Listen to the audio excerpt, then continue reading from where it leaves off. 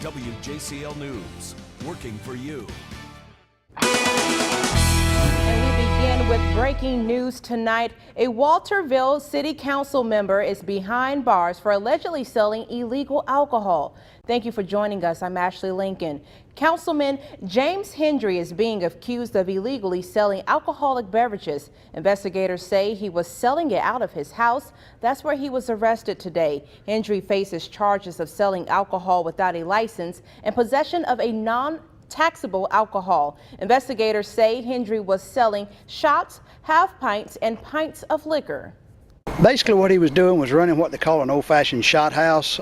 He was actually selling beer and selling liquor. He was actually selling it by the shot, selling it by the can. And investigators say they're in the process of tracking down another suspect that's connected to this operation.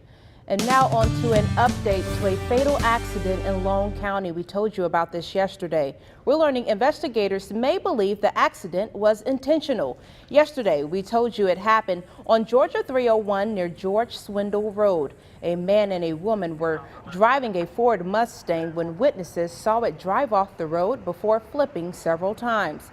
The couple was thrown from the vehicle. A woman died at the scene and a man was taken to Memorial Hospital. Well, today, we're learning the couple was from Florida and was staying at a motel in Richmond Hill. A housekeeper found something suspicious in the room. However, investigators are staying tight-lipped on what that suspicious item is. Now, a BOLA was issued for the Mustang the couple was driving just hours before the crash. The identity of the victims have not been released at this time. And a Friday night shooting on Savannah's South Side sent one man to the hospital and another arrested. Police arrested this man, Antonia Easterling. Metro Police say the shooting happened around midnight at the Days Inn on East Gateway Boulevard. Easterling shot Cassine Brelford after an argument at the hotel. Brelford was taken to Memorial Hospital with non-life-threatening injuries. And Samara Theodore is here with a beautiful look at our weather. I'm loving this type of weather. Yeah, it was great out there Yes. today. It's been great for like literally the past couple 6 of days. days. Yeah. Let's go ahead and take a look right now at the temps. We are seeing it start to get a little chilly in some areas. 54 down in Midway, 56 up towards Reedsville, Glenville. But how about that Hilton Head? You guys right now are also in the 50s. We're seeing 54 degrees there, 56 in Savannah proper. Further inland, cooler. Statesboro is always racing to that low. 51 degrees there and 52 in Hinesville. Looking at that storm tracker satellite and radar, you can see that we did have some clouds make their way through the area earlier, but now that's beginning to clear out as we are under mostly clear skies. Tonight, those temps will continue to fall into the upper 40s for some of us. So it's going to be pretty nippy out there. Mostly clear conditions, though, so it's not going to be wet. That's good, right? And you're going to want to stay tuned because in our storm tracker weather headlines tonight, we're talking about the cool down, when we'll be warming up, also the next chance for rain, and tracking the tropics. That's it for now. Ashley, back to you. Thank you, Samara. And it's the game we've all grew up playing, Monopoly. Now a new lottery game is based off the popular board game. Well, today was the first day to buy tickets, and WJCL's Ashley Lyotis caught up with some players.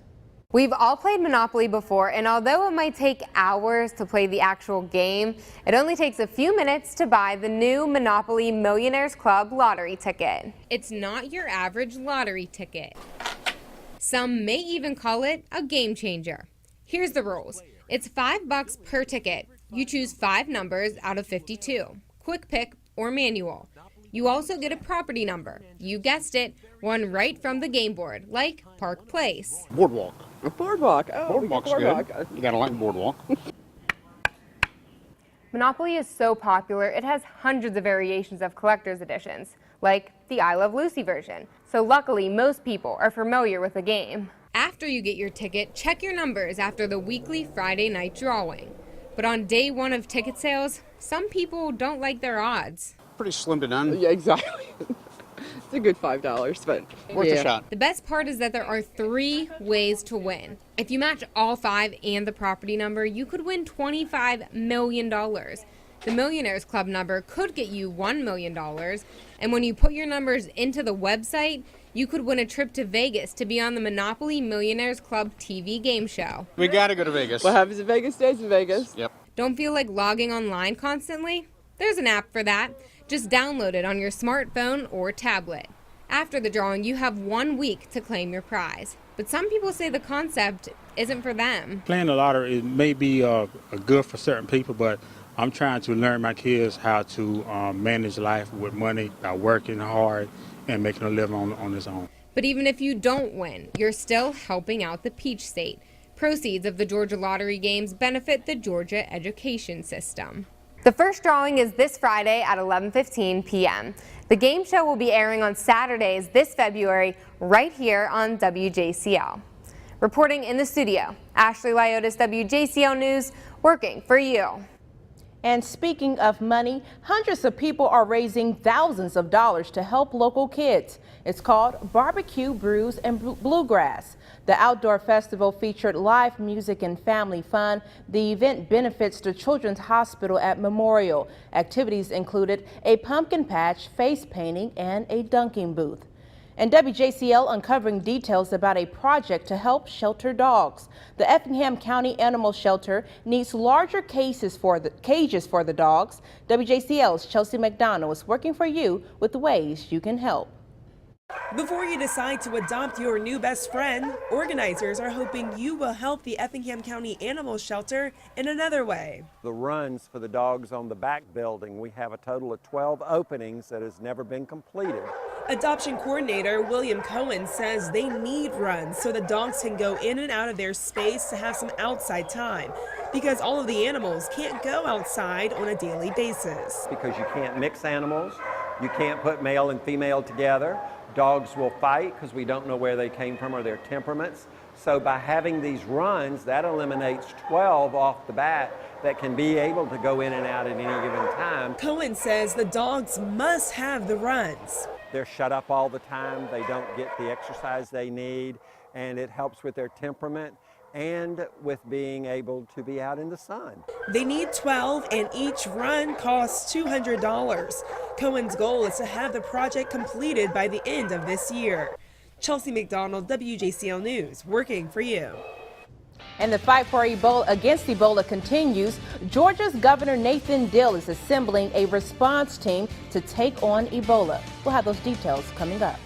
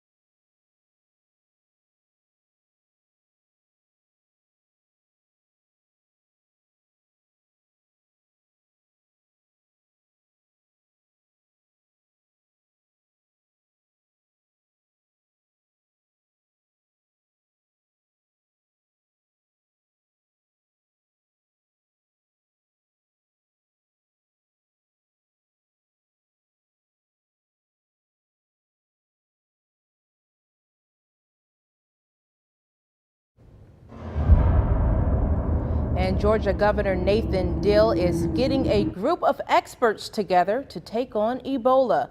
They'll be called the Ebola Response Team. Deal said in a statement today the group will be tasked with addressing the impact Ebola could have on Georgia. Deal says the team will convene this week and begin issuing recommendations. And in South Carolina, Governor Nikki Haley is also stepping up to take on Ebola. Governor Haley will be leading a group in discussions on what the state is doing in response to the Ebola outbreak. The Ebola Preparedness Roundtable will take place tomorrow at the state's capital.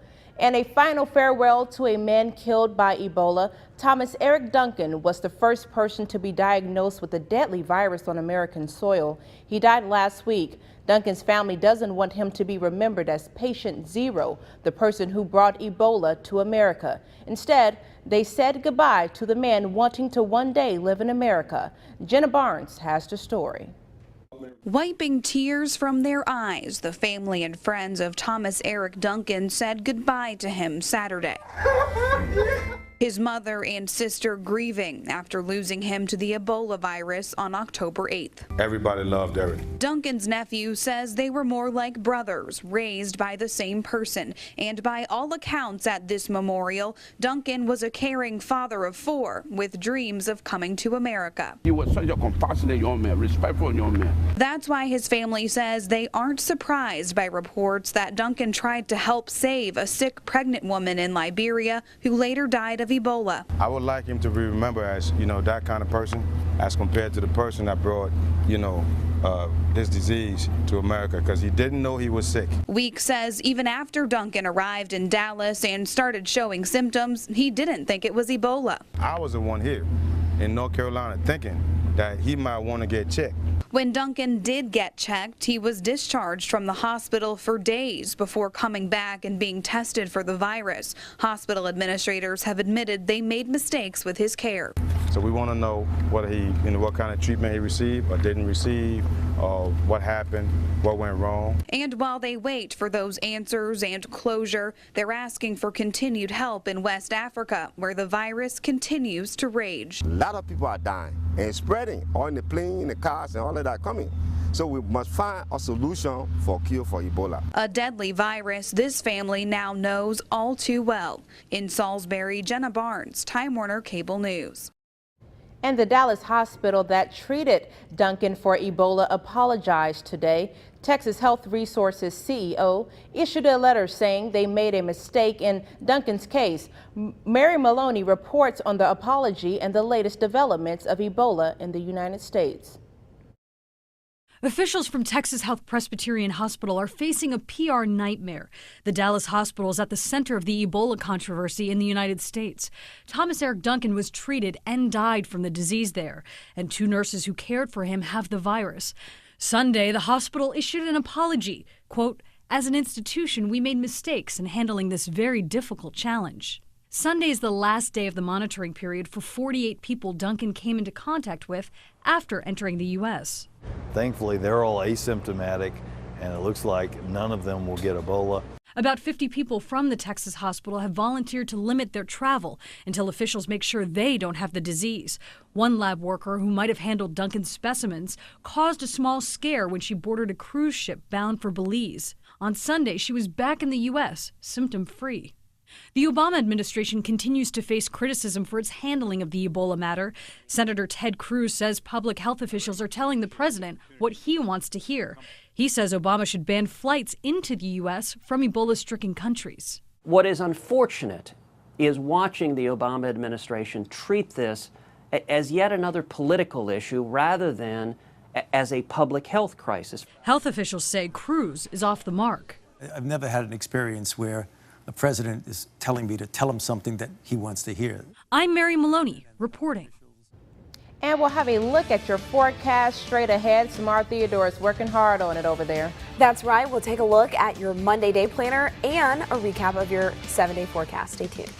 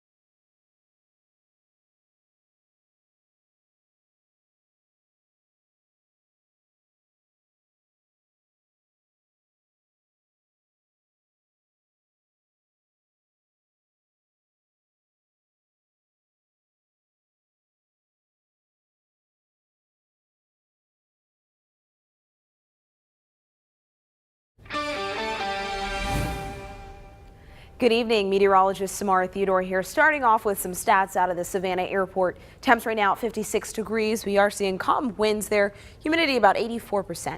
Now you can see on the storm tracker satellite and radar image kind of the outline of that cold front that's been moving through. We're not really looking too much into the radar because we're not seeing any precipitation in the southeast.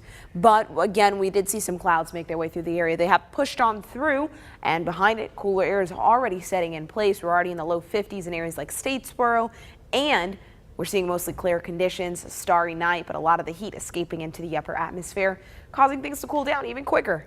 All right, in terms of rain, now we are going to remain fairly dry throughout the coming days, but there is a chance we could see a scattered shower, isolated shower, stray rain throughout the next coming days, Monday evening into Tuesday morning to be exact, but that's going to be a very minimal chance for rain. And then we'll also see some clouds make their way through the area. But for the most part, we're really staying dry across much of the southeast. So here's a look at your Monday day planner by the numbers.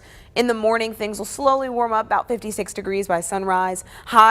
The high will be about 78 degrees tomorrow afternoon. So not as warm as what we saw yesterday, but definitely warmer than today. As we head into the evening again, there's that chance we could see a stray shower or two, especially up towards the low country or along the coast there. Speaking of the coast, right off the coast, waves are at 2 feet, winds coming out of the east tomorrow, but then switching up on Tuesday and Wednesday coming out of the northwest with mostly sunny conditions. High tide, well, that's going to happen around 6:26 p.m. tomorrow, 7.3 feet there. Sun rising at 7:32, and boy, a reminder of winter. Sun setting at 6:47 in the afternoon. Now here's a look at your Storm Tracker 7-day forecast if you are in fact planning ahead. Again, a lot of sunshine throughout the week. We will see a small chance for rain Monday night into Tuesday. We will also see a warming trend by Tuesday, and then that'll begin to taper off with another cold front pushing through, temps back into the 70s. That's a look at your Storm Tracker 7-day forecast. Ashley, back to you. And we have a beautiful week coming up. WJCL is working for you, giving you a glimpse into events for the week ahead. The fall weather looks nice for a fair next week. Setup has already begun for the annual Ogeechee Fair in Bullock County. Events kick off Monday at 5 p.m. with a parade downtown Statesboro. The fair is open to everyone and goes from Monday through Saturday. Also on Monday, Right Track Consulting Services are in need of volunteers for an anti-violence action plan meeting. It'll be on Monday, October 20th. They'll discuss bullying, negative addictions, violence, and more. It'll be held at 1 p.m. on Forest Park Drive in Statesboro in Savannah, Georgia. And on Tuesday, the Tybee Beach will be getting a little sprucing up by adding new sand to its shoreline. The beach will undergo a renourishment project. It's a part of a $10 million contract awarded to the city of Tybee from the U.S. Army Corps of Engineers. The project will add protection against storms along that coastline. This is the first beach renourishment since 2008. And car lovers, get ready, because on Friday we're getting a preview of the Savannah Speed Classic. It takes place on Hutchinson Island on October 24th through the 26th. There will be over 150 racers. You can log on to WJCL.com for more information. And stay tuned, we have much more news coming up.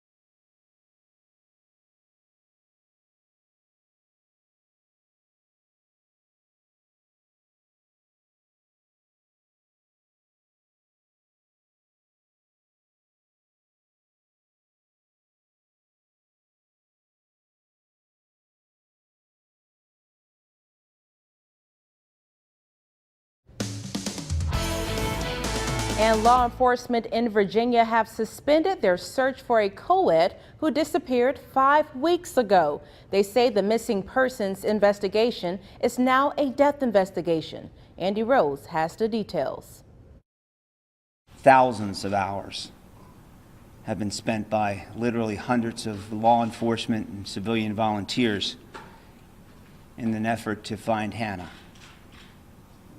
We think perhaps today proved their worth. Authorities searching for missing University of Virginia student Hannah Graham made a startling discovery Saturday. Human remains have been found on an abandoned property in Albemarle County, Virginia. These are human remains, and forensic tests need to be conducted to determine the identification of those remains. Charlottesville police have notified Graham's parents of their discovery, though positive identification could take some time. Today's discovery is a significant development, and we have a great deal of work ahead of us. Surveillance footage of Charlottesville's downtown mall shows Graham leaving a bar around 2 a.m. on September 13th. The video also captures suspect Jesse Matthew following her. Matthew was taken into custody September 24th in Galveston, Texas. He's the only person who's been detained in connection with Graham's disappearance. He's currently charged with abduction with intent to defile. I'm Andy Rose reporting. And Election Day just over 2 weeks away. But for all of the talk about countdowns until Election Day, the fact is it may be weeks later before we know who wins control of the Senate of Georgia. And Georgia could be possible for that. Fox News senior national correspondent John Roberts tells us tonight what's the holdup. It could be a cliffhanger, the likes of which the country hasn't seen in 14 years. Control of the Senate could hinge not on election night, but on runoffs that won't end until next year. If I had to predict the headline, at least in the early editions on election night, it would be Senate control still up in the air. That's because in two of the closest, most important races, Louisiana and Georgia, candidates must reach 50% to win. If they don't, Louisianans go back to the polls December 6th. But Georgia's runoff isn't until January. We will have the biggest political circus you've ever seen in your life, 1 month in Louisiana and then a second month potentially in Georgia. Georgia could be the linchpin. Republican David Perdue and Democrat Michelle Nunn are running neck and neck. The Republican Senate committee just pumped another $1.4 million into the race. The Democrats, $1 million more. Remarkably, Georgia could derail the GOP's chances of taking control of the Senate. A runoff with control of the Senate hanging in the balance will be a bloodbath. Nothing will be left on the table. Republicans are more confident about Louisiana. They fully believe the so-called jungle primary November 4th will go to a runoff and that Republican Congressman Bill Cassidy will prevail. While he trails Landrieu in a three-way race, including Tea Party candidate Rob Maness, the Real Clear Politics average shows him up 5 points in a head-to-head matchup. History suggests Republicans should win a runoff in Georgia, too. Outgoing Senator Saxby Chambliss easily took the runoff in 2008. But the state has slowly been turning more purple. If Republicans fumble Georgia this year, it could be embarrassment on top of disaster.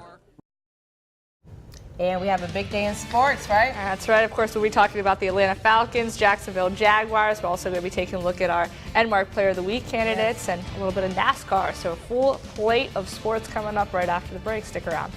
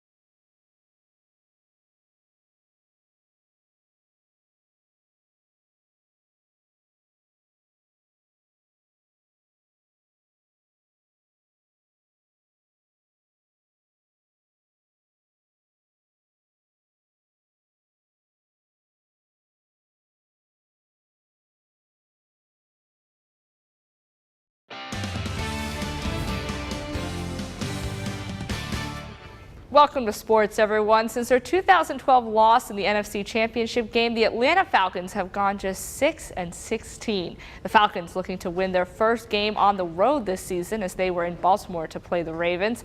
We're headed to the first quarter. Joe Flacco, who was drafted just a few picks after Matt Ryan, here he is finding Owen Daniels for the touchdown, giving the Ravens the 7-0 lead. Then 14-0 Ravens now in the second quarter. Matt Bryant, he's setting up for a 57-yard field goal. This one looks good, but it's going to be just short. It hits off the crossbar.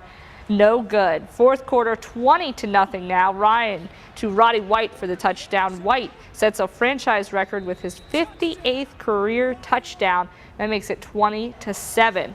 Later in the fourth quarter, though, Terrell Suggs would sack Ryan in the end zone for the safety, and then he's going to get the ball and throw it to a lucky fan in the crowd as the Falcons are going to fall on the road. 29-7 would be the final. Jacksonville taking on the Cleveland Browns. Browns up 6-0, but Blake Bortles, he's going to find Allen Robinson, who's going to break a tackle, then take it 31 yards for the touchdown. That makes it 7-6. Third quarter now, Brian Hoyer, he's going to be hit before he can get rid of the ball. He's going to fumble, and Paul Posluszny will recover it and return it to the 25-yard line. The Jaguars, that would lead them to a field goal. Fourth quarter now, Jordan Poyer, he can't handle the punt as this one bounces off of him, and then Leroy Reynolds is going to recover it at the 8-yard line. Next play, Denard Robinson, he's going to take it off to the left, and he's going to be in for his very first NFL touchdown as the Jaguars get a win against the Browns. That final would be 24-6. And the SEC, they're making history again in the top 25 as the first conference ever to have 4 teams in the top 5. Mississippi State does stay at number 1, and Florida State stays at number 2. Also, Ole Miss staying at number 3. Alabama, they move up to number 4, and Georgia, they move up 1 spot to number 9. Clemson also moving up a few spots this week to number 21. Voting is underway for this week's Enmark Player of the Week. The candidates are Southeast Bullocks' Chase Walker. He had 306 yards and 2 touchdowns in the Yellow Jackets win on Friday. Groves back Devin Nixon had a big night. He ran for 297 yards and 4 touchdowns in the Rebels win on Thursday. Beaufort running back Jeffrey Tooks had 206 yards and 3 touchdowns in the Eagles win over Hilton Head. And Claxton Zach Grant had 311 yards and 3 touchdowns in the Tigers win. To vote, head to WJCL.com. And out on the track, the chase for the Sprint Cup continued to heat up today at Talladega, and all eyes would be on Brad Keselowski. After a fight would break out last week, Keselowski would need a win to stay in the hunt of the chase. Also, 4 more drivers would be eliminated after this one from the chase. We go to lap 103 as a green flag pit stops happened. The front stretch, a big wreck on the back stretch as J.J. Yeller slams into the outside wall. Several callers involved in this one, including Tony Stewart and Kyle Busch. Kyle Busch, he would be eliminated from the race and from the chase. Later on turn 3, Greg Biffle getting loose mid-pack, and that's going to cause Dale Jr. his championship hopes would be over after that wreck. On the final lap, it's going to be Keselowski, and he's going to hold off Matt Kenseth to win. Jimmy Johnson, Kyle Busch, Casey Kane, and Jr. all eliminated from the Sprint Cup chase. And one more piece of NFL news. Peyton Manning, a big day, breaking the NFL record for touchdown. Huge record. He broke the record with 509 touchdowns, beating Brett Favre. It's a good play right there. He's probably the best in the game, or best ever, maybe. Yes, no disputing it with that record. And Samar, we have a wonderful week ahead of us. Yeah, I've been on a ball too with this record. Yeah. We've been seeing plenty of sunshine, so it's looking good. Yes. Let's go ahead and take a look at that storm tracker weather, shall we? All right, so we are going to be seeing a lot more sunshine this week. Now, here's the catch, though. Monday night into Tuesday, we could see a stray shower or 2. So keep that in mind just in case you've got any plans Monday night into Tuesday. But again, it's going to be very minimal rain, and it will be pretty quick in and out. Now, we are going to be on a warming trend into Tuesday, 81 degrees. But then after that, a lot cooler air will sink into the region, and then we'll start to see temps drop again. And the lows, the daily highs are bearable. It's the lows that kind of concern me. You know, in the upper 40s, you guys, that's kind of chilly, a little nippy out there. That's what I want. Yeah, really. Ready for the fall weather. That's right. Ashley's ready for the you're for the boots, the sweaters, You got your sweaters, the scarves. Get the jackets on. I did buy a scarf yesterday, so I'm ready and I'm excited for fall. Well, thank you for joining us. We have more information on our website. You can log on to it at WJCL.com, and we hope to see you back here tomorrow night.